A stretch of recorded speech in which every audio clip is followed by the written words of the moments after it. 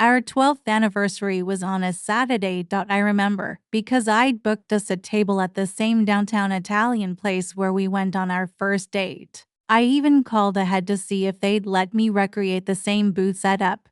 Soft candles, basil pasta, the works. I took the day off work, wrapped the necklace in navy blue paper, and kept it hidden in my jacket pocket like a secret waiting to smile. At 6:12 p.m. Ayla stood in our hallway mirror applying a lipstick I didn't recognize. Not just the shade, the attitude. It was a deep one, red, dramatic. The kind I'd only ever seen on models or women going out for the kind of night that didn't include their husbands. She said it casually, like she was talking about laundry. "Oh, babe, I forgot to tell you. The girls and I have this wine tour booked this weekend. I think it overlaps with our anniversary." I stood behind her. Her reflection showed the same lips that used to kiss me good morning, now shaped into a distracted smile. "Since when?" I asked, trying to keep my voice light. She shrugged, still looking at herself. "They booked it a few weeks ago, I think." I totally spaced that it's our date weekend. "Can we just rushed?" She said rushed. "Not even reschedule." As if our anniversary was a dentist appointment. My phone buzzed. A notification. Ayla's location. Synced from when we shared calendars. I hadn't opened the app in weeks. The screen showed a saved place. Vintner Valley Estate. A vineyard 2 towns over. Dated last Saturday. Last Saturday. When she told me she was helping her friend Claire move. Funny. She didn't mention any wine. Or vineyards. Or red lipstick. She turned then, finally facing me. Her expression bright but thin. "You okay?" I nodded. "Of course." We can rest. I smiled, too. That's the dangerous thing about long marriages. You learn to mirror each other even when the glass cracks. The rest of the evening passed in that strange, suspended state. She poured herself a glass of white. I asked about her day. She offered details that sounded plucked from someone else's script. Later, she crawled into bed, curled her back toward me like a question mark. I lay there, wide awake, watching the moonlight cut sharp lines through our blinds. I didn't feel rage, just a cold shift in gravity. Some people break down crying when they sense betrayal. Some scream, throw phones, demand answers. Me? I just go quiet. I listened to her breathing, to the rhythm I'd known for 12 years. And I whispered to myself, that's the last time I plan an anniversary, because I already knew we wouldn't be rescheduling.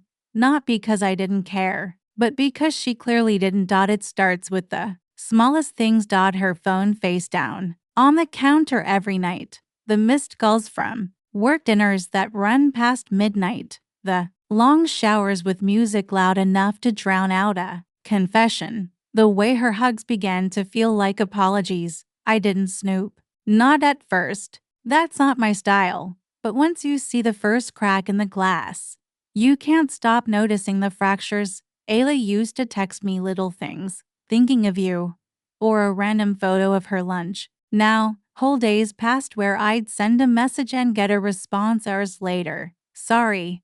Busy."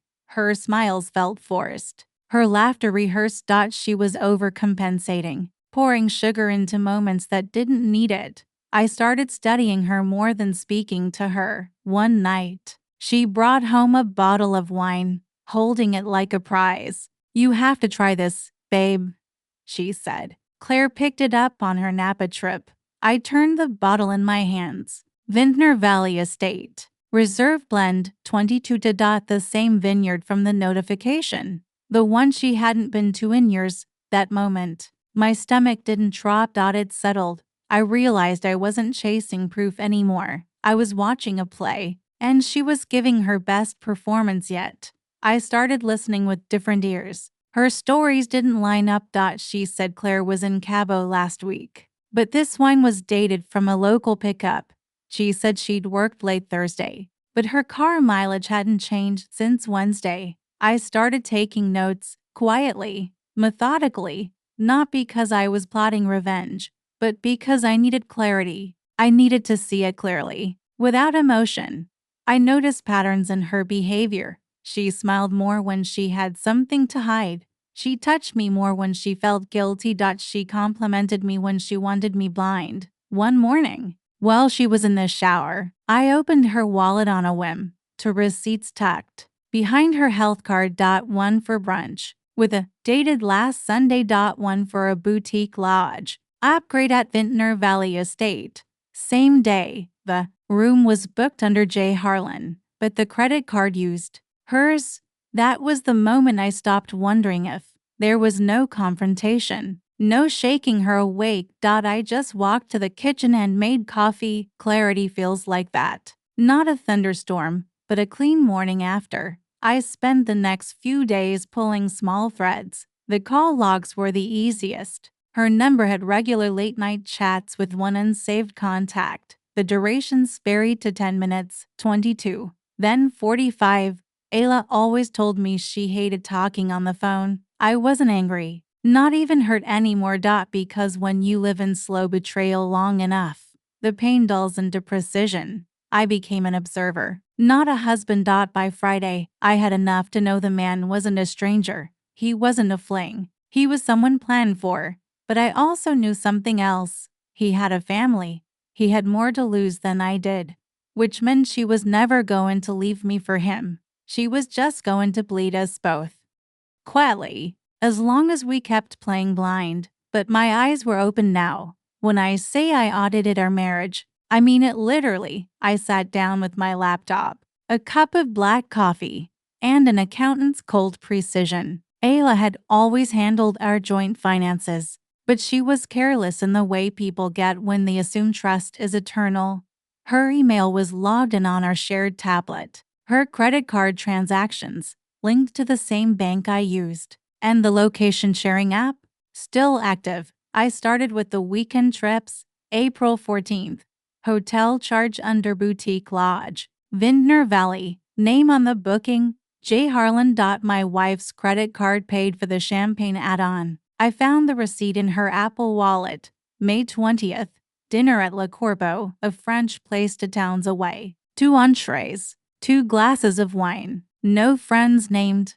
June 2nd. Target, $49.97. A deep burgundy dress. I found the tag stuffed in the bathroom trash 2 days later. Never worn around me. Each discovery wasn't a wound. It was a puzzle piece clicking into place. Call logs told their own story. The unsaved number called her at odd hours. Late Sunday nights, Wednesday lunch breaks, a few 4 a.m. whispers. I mapped the times, cross-referenced the calls with location pings. They lined up. Always. She was clever, but not built for espionage. She deleted her messages, but not her digital footprints. And I wasn't looking for drama, just truth. I never mentioned a word to her. I smiled when she smiled. I nodded through her fake stories. I let her plan her girls' wine weekend, as if I didn't know it was just her and him. But I started packing, quietly. One drawer at a time. Old photos went into a folder and got locked in the closet. My personal files, passport, tax records, medical, into a black satchel under my desk. I removed my name from a few accounts, paused a few subscriptions. On Thursday evening, while she was laughing on the phone in the kitchen, probably with Claire, I printed the tower logs, the location history, the receipts. I put them in a plain white envelope and wrote nothing on it. No drama, no handwritten letters, no sob story. Just facts. The night before she left for her trip, I handed her the envelope over dinner. She paused, looked at it like it was a riddle. What's this? You'll know, I said. Open it before you leave. She opened it in the bedroom while I washed the dishes. 5 minutes later, I heard her voice crack. Where? How did you get this? I turned off the faucet, dried my hands, walked into the room slowly. Her face was pale, the envelope in her lap like a confession she hadn't meant to write. I didn't yell. I didn't ask why. I'm not angry, I said. Just done. She started talking, a waterfall of justifications. I was lonely. It wasn't serious. He said he'd leave his wife. I raised my hand gently. You can explain. You won't. I'm done listening. She begged for a second chance. I didn't respond. That night, I didn't sleep in our bed. I slept on the couch. She cried softly for an hour, maybe more. I left before sunrise. I emptied the storage unit, cleaned out the joint account, and handed my lawyer the file titled Separation Prep. Ayla, when she returned from her tour, the house was quiet. Keys on the counter, closet spare. Wi-Fi disconnected. I sent one text. Happy last anniversary. No reply. And none needed.